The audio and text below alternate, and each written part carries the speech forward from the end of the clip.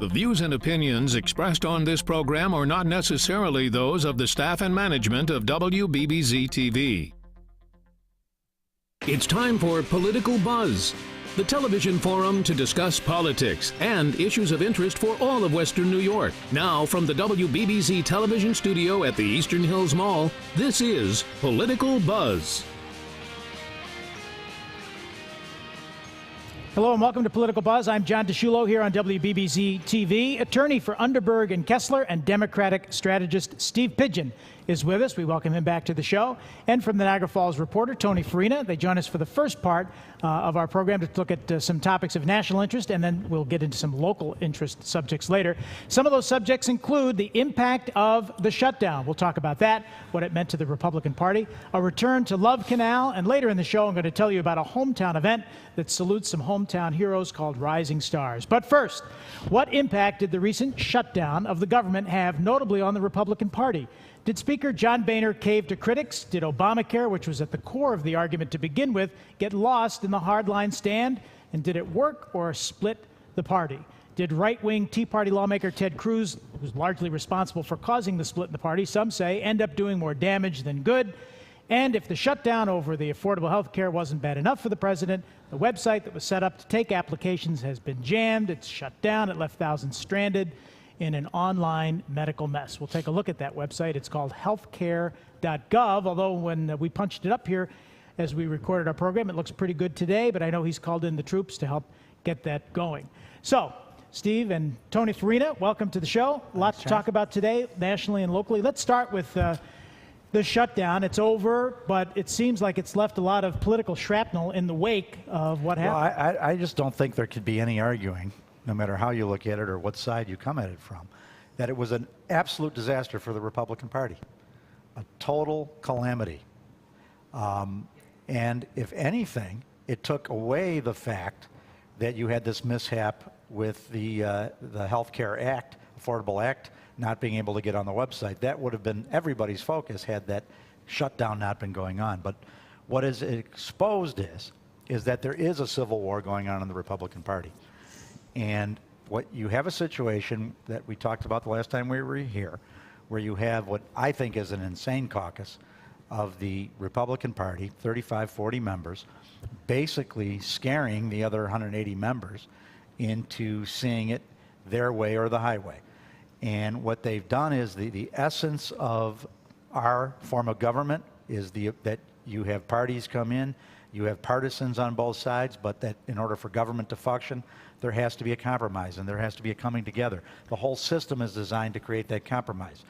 Holding the full faith and credit of the United States, the ability to pay our bills, our standing in the world, hostage to achieve policy is terrible for the government. The president had no choice but to stand to defeat that, any more than if a Democrat were to come out and say, we want gun control. If we don't get gun control, we're shutting down the government and we're going to have a world credit crisis. Well, did the president... So it was a total disaster for the Republicans, a total disaster for the speaker. And even though the president's saying, well, there's no winners here, and that's true, clearly from a political scorecard, the president and the Democrats were the winner of this. After the fact, did the president have any responsibility in this at all, or he just walks away unscathed saying it was a Republican issue? Well, you know, they kept saying he's not engaging. I seem to recall a lot of efforts he made to talk to the other side, if you will, here, to try to move something into an area of compromise. But he felt that this is a law that's already been passed. It's the law of the land. Now they want to try to fund it. It's already there. I think what it revealed was that you had a small minority, well, how many? I don't know how many, but a minority in the House. They really dragged the government down, threatened, as Steve said, the creditworthiness of the country, put us into a self-made crisis that affected everybody's feeling about government. Right now, the last AP poll showed congressional approval at 5%. And a large part of that has to do with the Ted Cruz-led crisis. And I give credit to Republicans like Peter King from New York and to John McCain, who basically have called Cruz a fraud and said we need to not go that way anymore. We can't have these crises that we create because it undermines our whole system of government. Well, I will say you used a term I haven't heard on any of the news channels an insane party, which is kind of interesting. But I have read some interesting articles on social media that looked like at Cruz and his father apparently is sort of almost evangelical in their political mission. He is a demagogue. He is not to the level of a Joe McCarthy, but similar in what Joe McCarthy did So where in the did he 50s. gather all this power to push Boehner around and the others? Because they're afraid of the Tea Party. And as I said on the last show, real quickly, when you have to worry about a primary, and the most active voters in the primary are the extremes of either party, but yet you have to care about a primary, you have everybody playing to the right, which I might suspect is maybe why Chris Collins even voted no, because he came close in the last primary. And when you're worried about a Tea Party primary, they have more influence than their numbers should dictate. And you only have about 25% of the country supporting the Tea Party, but in voters in a Republican primary, in many districts, over 50% of the voters say that they support the Tea Party. And that's the key. And I think where Obama also becomes the winner, one of the negatives on Obama was that he ran to saying, there is no red America, there is no blue America, there's the United States of America, and I'm going to change Washington, and he wasn't able to change it. But when you remember that in the beginning, the first thing that Mitch McConnell said is the only thing we're concerned about is defeating Obama. And he does a stimulus that gives a third of the stimulus to tax cuts and to the way the Republicans viewed to fight the recession. And then none of the Republicans voted for it. He does a health care law that was really based as much on the Heritage Foundation's idea, which was Republican, and Romney Care, which was Republican in Massachusetts, and not one Republican votes for it. He comes to terms with them this year on a budget and agrees to the Republican number on overall spending and agrees to cut entitlements, and not a Republican votes for him, and they won't even come to conference. That's what you were saying, what that actually pointed out to people is that he did try to fix it. Yeah. He did try to come to the middle, but you need two sides to compromise, and they won't compromise. Let me pick up on Ted Cruz again. Now, let me take this perspective. Here's a man who some say is championing the cause for conservatives and was gutsy enough to stand up and do the things that hardcore Republicans should be responsible. Well, the mainline Republicans were not with Ted Cruz. It was but conservatives, I think, looked the to right-wing element of the party, the Tea Party-led wing of the party, is behind Cruz. Because he was the epitome of this idea: if we will shut down government, hold people hostage, and even threaten a world depression, which what the credit crunch could cause is banks not lending, companies not investing, the world not wanting to invest in our T-bonds. It could have caused a worldwide economic recession or depression. He's willing to do that to get his way on an issue that even when he keeps on saying, well, I speak for the people. I get all these tweets. Oh, I speak for the people. I stand with the people. It was very clear that the people, even those that are against the idea of Obama's health care, of the Affordable Care Act, did not want to close the government in order to make that gain. Well, let's talk about the Health Care Act, because now we have a website, and we'll show it again if we have it up there, Andy, healthcare.gov. You would think that at a national level, with something so enormous as this, they're looking for a website fix. I have the guy, Joe Malucci, he's in our control room. He made our website look terrific, which you'll see later. How do you, as President of the United States, take a look back at this now and say, oh my God, we just went through this shutdown and all these political issues that we just talked about. Now we're moving forward, and it doesn't work. And I'm putting an 800 number up that's busy. I don't want to make excuses for him. But, I think it's fair to say he was a little distracted. But anytime you roll out something as big and new as the Affordable Health Care Act, you're going to have some glitches. Now, were there too many? Was it unacceptable? Yes. They got to fix them. They got to fix it quick. And hopefully that's what they're doing. But let me just tag on to what we were talking about before about the what happened with government. Chris Collins and Tom Reed, the two Republican representatives from around here, were in lockstep with the right wing, with the Tea Party right-wing element of the party from the beginning. And then they came on a few days ago and said, no, we really weren't with them. Well, they sure were. And they were called to task publicly about it, their efforts at double-talking where they were. In other words, they were more interested in going this route and threatening, as Steve mentioned, the creditworthiness to the whole country well-being to push this agenda. And then when it blew up and it became a disaster, Now they're not there anymore. Well, you're either there or you're not. Steve, let's go back to the healthcare issue. How is the president going to move this forward? Well, Not first only off, to fix the glitches, but then to, the glitch to, is make there, it, but, to make it work. But let's look at the long play here. What this means, the fact that so many people wanted to sign up, even when you had the Republican Party and the Republican governors trying to say don't sign up, right, and trying to make it difficult to sign up, and hoping that the law failed in that way, because they'll do anything, defund, deter, they'll do anything they can to stop it. What I think they're afraid of is that it will work. And the key to this law is using the marketplace, just like Social Security does, is having young, healthy people pay into the system is going to drive down health care prices. The cost of health care has been one of the negative driving forces on having a growing economy in this country for a number of years. It's been a drag on our economy. So having uninsured people in the cost of low economy. Now, it does need to be amended and it does need to be changed.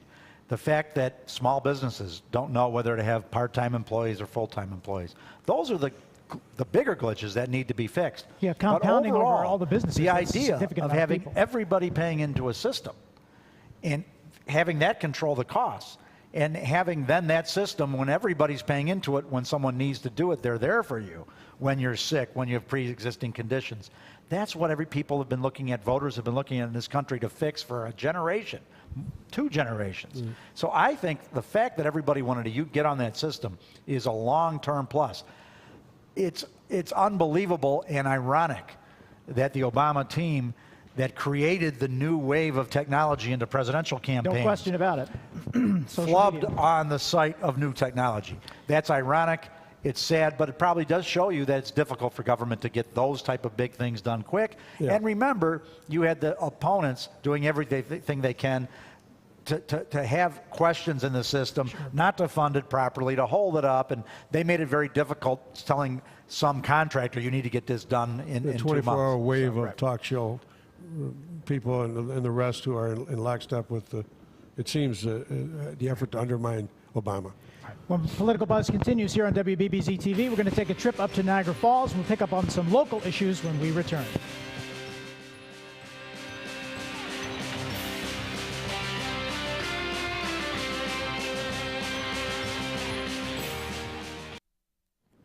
Bringing things back local, on Tuesday of this week, activist Lois Gibbs returned to Love Canal, one of the first Superfund cleanup sites, after sickness and contamination oozed there from toxic chemicals dumped in that falls site decades ago. They percolated to the surface 35 years later, and it was just awful. It was a national tragedy. So why did the area that was evacuated by President Jimmy Carter get rebuilt, rebranded, and repopulated as Black Creek?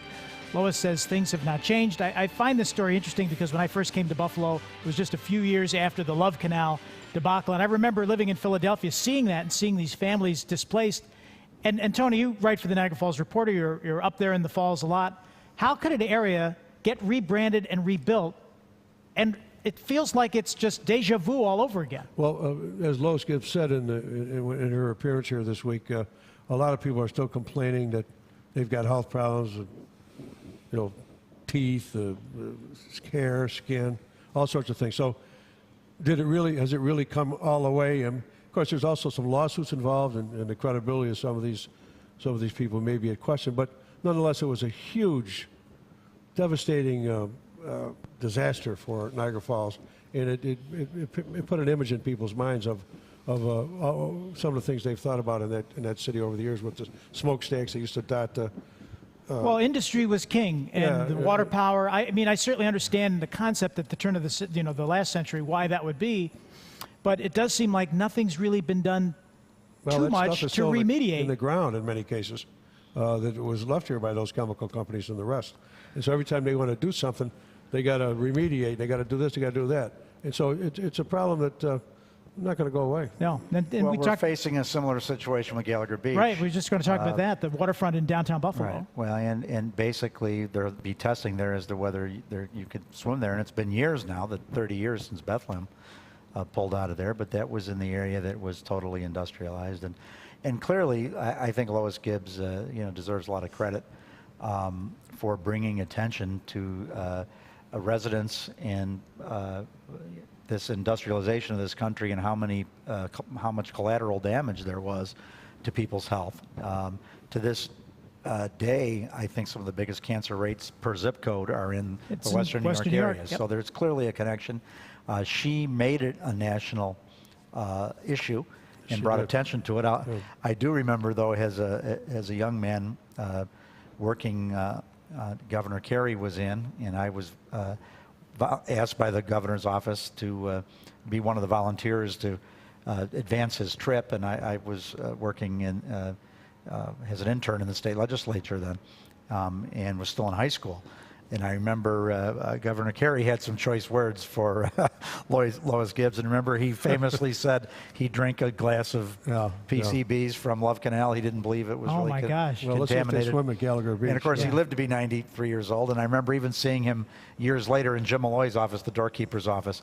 And he even brought up how his disdain for Lois Gibbs. Wow. So she earned his life hatred because he felt that it put a black mark on upstate New York that we didn't deserve any more than any other areas around the United States of America. Well, there were certainly other places in the United States that are dealing with that. And he felt we got branded this being the dump of the world, and that she was the reason. But be that as it may, she did bring the issue out. I don't know, I don't know enough about, maybe you followed it, but the new development there. All the state and federal agencies say it's safe now. So they say it's safe, but like I said, there's some people go file lawsuits to say that they're still suffering. But Steve mentioned the Outer Harbor, Gallagher Beach, all sorts of things. In the interest of full disclosure, I'll say this: I'm working for the DePizio Construction Company, and they were the contractor for an important canal site project, the replica canals at the old Odd site, and they were terminated, if you will, in a very contested way by Erie Canal Harbor Development Corporation for reasons that frankly don't exist. They were blamed for delays which were really not their fault. We've made that public argument. We're making it legally as well. I think at the end of the day, they're going to be proven correct that the Erie Canal Harbor Development Corporation, which everybody wants to succeed, that's important down there, but not everything is the way it looks sometimes. And in this case, it certainly isn't. They were at fault. They created the delays. They had a report actually made without talking to the contractor that criticized things there, but there were never any criticisms from any of the subcontractors or anybody else there. So it was a bad rap.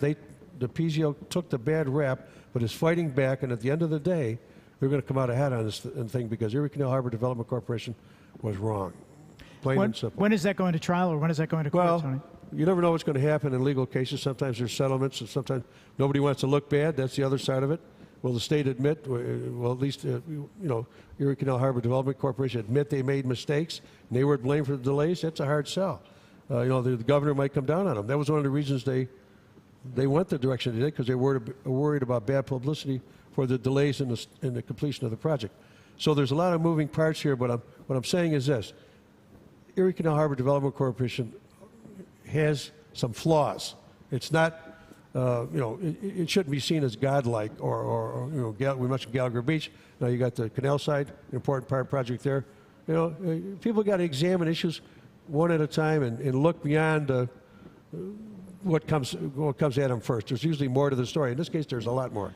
Well, we'll monitor that as time goes by, and maybe reach out to Tom D. and we're going to be taking that the fight developers to the there. Yep. Let's talk a little bit about some of the other issues surrounding Western New York. There's some races coming up with Election Day coming up. We talked a little bit about the sheriff's race, and you have Dick Dobson, Burt Dunn, and Sheriff Howard, the incumbent. And we talked a little bit about, Sheriff Howard's running as a Republican, and you have Dunn and Dobson. Are they going to split the ticket there? Well, Steve? I actually think that the outcome of this election is probably going to rest upon who Burt Dunn takes votes from. There's a conventional argument that Burt Dunn would take votes because he was a Democrat, although it's been pretty well out there that he had been a Republican and he's running as an independent. But since he ran in the Democratic primary, there's the conventional argument that, well, he'll take votes from the Democratic candidate. But there's another side to that coin, which is he's running on the law and order line. He's publicly put out that he has Republican values and had been a Republican. His base, if he comes from anywhere, is from more of a Republican area of the county. So there's another possibility that he could take votes away from the incumbent. I think being that he's spending a lot of money for an independent candidate, I don't believe that from as far down he is on the ballot that there's really a chance of victory as an independent. But who he takes votes from will probably determine where that election's going. I think I've said from the beginning, I think it will be a close race. A lot of Sheriff Howard is well liked in a lot of circles, and Dick Dobson's well liked in a lot of circles. Tony, you were saying before the show that you were there when he rushed into the. Well, yeah, I mean, Dick Dobson was a pretty good cop, from what I know. I covered things around here for a lot of years, and about 25 years ago, there was an incident at the holding center where an inmate was taken hostage, and other inmates were holding with a knife to his throat. And it was the middle of the night, and we got a call. I got a call, and they wanted myself and Lee Coppola, who were the investigative reporters on local TV at the time, to come to the jail because this guy wanted to tell us his complaints. And while we were there in this very dangerous situation, Dick Dobson, the officer of the day on duty there at the time, was able to take control, entered the cell, as I recall, and I was right there, and got the knife from this guy and put the crisis down. Courageous act, a real policeman's act. Tim Howard's, he's had some problems. The jail is noted for its suicide rate, and he says he's not going to enforce the Safe Gun Act. Right. I think that's a mistake. You could not disagree with the law, but as a sheriff, we talked charged about with representing the we people. talked about that with Sheriff Howard when he was here. That as a lawmaker, you have to uphold the law. He selectively decided maybe that wasn't one he was going to uphold. No, I think that could hurt him. Some people. On the other hand, this is a strong area for that, and he's playing. He might be. It's a passionate issue for sure. But of course, I would think anybody who is very passionate against the SAFE Act probably is voting Republican in any case. Yes. I think it's the people in the middle that you need to watch. In the remaining few minutes in this segment, let's talk about the mayor's race. Sure. Mayor Byron Brown, the incumbent, very popular. We had him on for our Buffalo Bills special, talking about waterfront development. Has a pretty aggressive campaign, and his competitor, Sergio Rodriguez, who I will tell you is pretty aggressive, getting out in the community, knows that in many respects he's considered the underdog. Don Esmond wrote a column, maybe the mayor should take a page from Sergio and kind of bring him on board. I don't know, your take on the mayor's race. Well, first off, the mayor has won a landslide victory in the primary for a reason, and it's because people feel Buffalo's on the move. They saw that he was able to go into City Hall, which is a very difficult place to govern, and actually bring some rationality to it and make the trains run on time. He and his deputy mayor, Steve Casey, have been given a lot of credit for the fact that you've actually made it an efficient government in the city. They've been able to spark growth, get out of the way when they needed to get out of the way, have a balanced budget, have 8 years in a row of no tax increases, and even in some cases lowering of taxes and fees. So he really has done a dynamite job as mayor, and I think that was rewarded in the primary, where both Sergio and the other candidate tried to talk about all this negative things about Buffalo. And yeah, we have our challenges, but I think people realize he has the city on the right track. So why he would need to bring one of his critics who really has not yet proven himself in any governmental or political position, it doesn't make any sense to me. I think what you'll see is the biggest challenge for the mayor and his campaign team right now is most people think the election's over. It's just getting people to go back out to the polls and to get turnout, right. to let them realize there is a race. I know that today, in fact, he's going up on television, and you'll see some commercials. He just has to inform his supporters that they need to vote for him again. We'll be back with more Political Buzz right after this.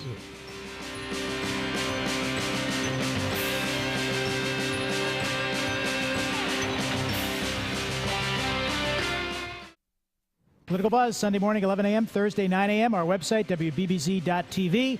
Coming up next week on the show, we're going to introduce you to the candidates who are running for comptroller. There's our website. We're celebrating all the new things on our WBBZ.TV website. Lots of interesting stories, video to post. Check it out because we want to hear from you. And video from Political Buzz will be posted right on that as well.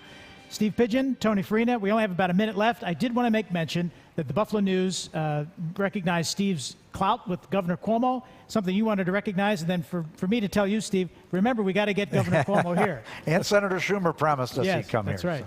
Well, I'll just say this, Andrew Cuomo, like his father, is a terrific politician. He doesn't leave any stone unturned if he can.